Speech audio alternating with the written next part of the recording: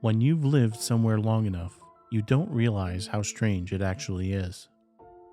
You believe what they tell you is normal. And if you don't dig too deep, this town we live in appears heavenly. When you come to Agsbury, you sure are taken care of for the rest of your life. All the houses on our streets are beautifully crafted in their specific, individual ways to make a family feel welcome and happy. We are told this exact fact when we are assigned to help with a new house. It started out small many years ago, a tiny village with just the basic necessities, like a small grocery store, a school, and a doctor's office. But it has grown exponentially to a town with more than 1,000 people. I can't say exactly what it looked like in the beginning because that was way before I was even born.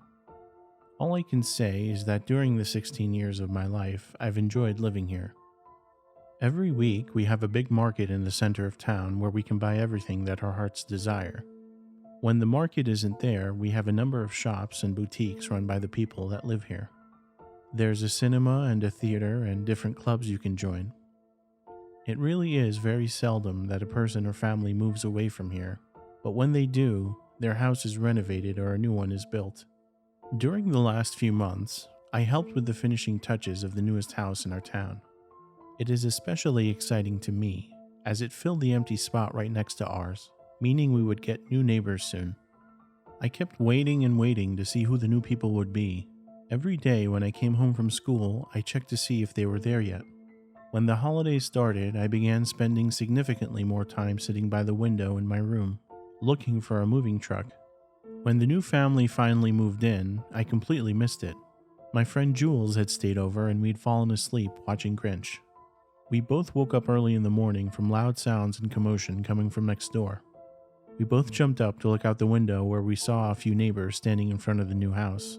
With Jules right behind me, I ran downstairs to the kitchen where my parents and my little brother were having breakfast.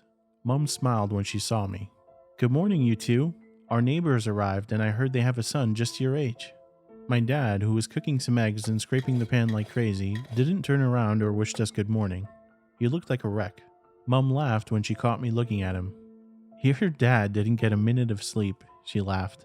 Finally, Dad turned towards us. "What an inconvenience, moving into a new house in the middle of the night." "Did you see them yet?" Jules asked. "Not yet, but I was going to go over soon with a basket of muffins. You girls can join me if you like," Mom asked. My dad shook his head. "Mary, maybe you should give them some time to settle in first." Jules looked disappointed, and for some reason, I felt the same way. I knew it might sound weird how big of a deal this is to all of us, but as I said before, Agsbury was a bit different. And new people in such a small town can change a lot. Dad went to work and we all ignored what he had said. Mom had spent the morning baking muffins and filling a pretty wooden basket. She said we still had dozens of them in the basement from back when we moved here. "So everyone is just gifting each other baskets back and forth?" Jules asked. "I saw a bunch of them at our place too." Jules had been my best friend ever since I could remember. She lived down the street and was almost like a sister to me. My mom chuckled. "Well, it's not about the basket, it's what's in it. And, well, about the gesture. We want to make the new family feel welcome." The door was already open, but we still knocked. The house that I'd only seen empty was now filled with furniture, decorations, and at least 6 different baskets filled with muffins. Jules and I exchanged a look and tried not to laugh. I guess it isn't about what's inside either. "Oh, hello." A woman my mother's age approached the door. She was wearing a yellow dress. Her black hair framed her face that had at least 3 layers of makeup on it. "Hi there. My name is Mary Lawrence. This is my daughter, Charlie. We live right next door." My mom squeezed my shoulder. "And this is our dear friend Julia." "How nice to meet you," the woman said with a bright smile. "My name is Helen Lester. Please come inside. My husband Anthony is just in the living room." We followed her through the house, and I couldn't help but wonder how quickly they had furnished everything inside. When I was here, the whole house was still bare. How did they do all that in just one night? Mr. Lester was sitting on the sofa staring at the black television without any movement, but when he heard us approach, he quickly turned towards us, although he didn't stand up. "Anthony, honey, these are our new neighbors, Mary, Julia, and..." She took a short pause as if she had to remember my name. "And Charlie." His serious face swiftly turned into a smile even bigger than one of his wife's, though I could swear I saw a twitch in there. "Good day," he called out. Poor Anthony hurt his leg working in the house. Helen's smile turned into a dramatic frown. "How unfortunate," my mum responded in a tone that sounded slightly judgmental, though I couldn't say why. Jules and I stood behind her awkwardly that entire time until we heard a new noise calling into the house. Another neighbor with a basket full of muffins. What a lovely couple, weren't they? Though it was slightly odd that they never introduced that son I heard about. He must have been in there somewhere, right? My mum asked me as we walked back home. We left shortly after the other neighbors came in and Jules went back to hers. I shrugged. We didn't introduce Dad or Benny either. Yes, all in good time, I guess. For the rest of the day, I couldn't shake the feeling that something about those people and the entire interaction was off. I didn't mention anything to Mum because whenever I tried, she responded in a very strict manner. And I probably would have just ignored my thoughts as I normally would. There's a new family every year. The only thing different about this one is they live so incredibly close.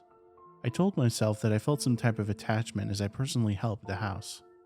But when I saw Alex, I realized there was something much bigger going on.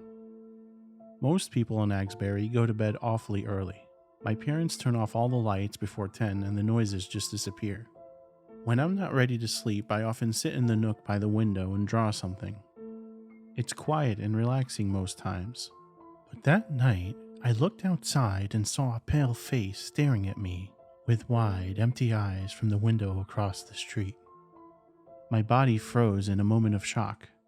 When my breath came back, it was short and rapid. I'd recently gotten used to looking at the empty house, and I suppose for a moment I forgot it wasn't empty anymore. But whoever was staring at me did not look all right. Through the darkness, it was hard to say, but this person kept scratching the window. When our gazes met, he pushed his head against the window again and again and again. I couldn't say for sure, but it seemed like he was screaming. Until all of a sudden he was pulled away from the window and it all stopped. I'm ashamed to admit how long it took me to finally get into action. As my thoughts became clearer, I finally walked to my parents' bedroom, trying to somehow explain what I'd just witnessed. "Charlie, this is more than absurd. Do you hear yourself?" my mother said in the aforementioned strict tone. I know, but I swear something happened. We need to check on them. We've met the Lesters and they seem like perfectly fine people. Now calm down, my mother said. "We didn't meet the son," I shouted, to which my mother responded with a stern look. Now my dad, who was sleeping and groggy, chimed in. "You met them? I thought we said we would wait." My mother just shrugged, and then Dad got up from the bed and left the room. Mum and I exchanged a quick look and then followed. "Howard, what are you doing?" Now Mum sounded more scared than strict. I thought Dad would go next door, but he walked to my room and straight to my window. And then he waved. Slowly we walked up to the window, Mum making sure she was a step ahead of me. When I reached the window, I couldn't believe my eyes. Mr. and Mrs. Lester were standing by the window where I had witnessed the horrors earlier, looking at us with the exact same smile while waving. "See? All is fine. It's dark. You must have hallucinated," Dad said. "Yes," my mum added. "Now let the neighbors sleep. I will make you some warm milk to calm you down, Char." "No," my dad chimed in. "It is late, Charlie. Just get to bed." To be honest, I thought the subject would just be dropped. My parents didn't say a word the next day. I think we were all a bit surprised when the Lesters rang our doorbell around noon the next day, and this time they had their son with them. During daylight, he didn't look scary at all. His brown eyes appeared bloodshot but not empty, and his face wasn't that pale but had a nice touch of color. His hair that yesterday went in all directions was neatly styled back. My parents invited them inside and we all sat down in the living room. "Dear Charlie, we want to sincerely apologize for Alex scaring you like that," Helen said while not even blinking once. "A dumb, boyish prank," the father awkwardly chuckled while gently nudging Alex, whose face distorted for just a fraction of a second. But then he really looked as if he felt bad. I'm sorry, that was really stupid of me, he said. I didn't mean to scare you. He sounded sincere. I looked at all the concerned faces around me and let out a short laugh. It's really okay, I was just surprised, not scared, I lied. The lies seemed to help though, because suddenly all the adults seemed far more relaxed. Well, now that the issue is resolved, how would you like to join us for a barbecue? Dad enthusiastically suggested. They stayed the whole afternoon. The Lesters were really nice, saying all the right things, and even Mum was warming up. Alex was rather quiet, but friendly and polite. He talked about how he liked to play soccer, and that he already saw all the sports fields we have in Agsbury. Dad liked that. Benny asked if Alex would like to play video games with him, which he politely agreed to. So the three of us went inside while the parents stayed in the garden. Alex and I were alone in the living room for just 1 minute, sitting next to each other on the sofa while Benny went to get his games. So, have you met many people here yet? I asked, trying to make small talk. Alex looked around the room really quickly and then came really close to my face. I have no idea what happened last night, he whispered. I don't think I've ever met you, but... He pulled up his shirt again and pulled his pants down just enough to show something written on his lower stomach. No, not written. Carved. With a knife or something similar. It's upside down, he whispered. But can you read it? He pulled back quickly as we heard footsteps approaching. But I did see what it said. Charlie.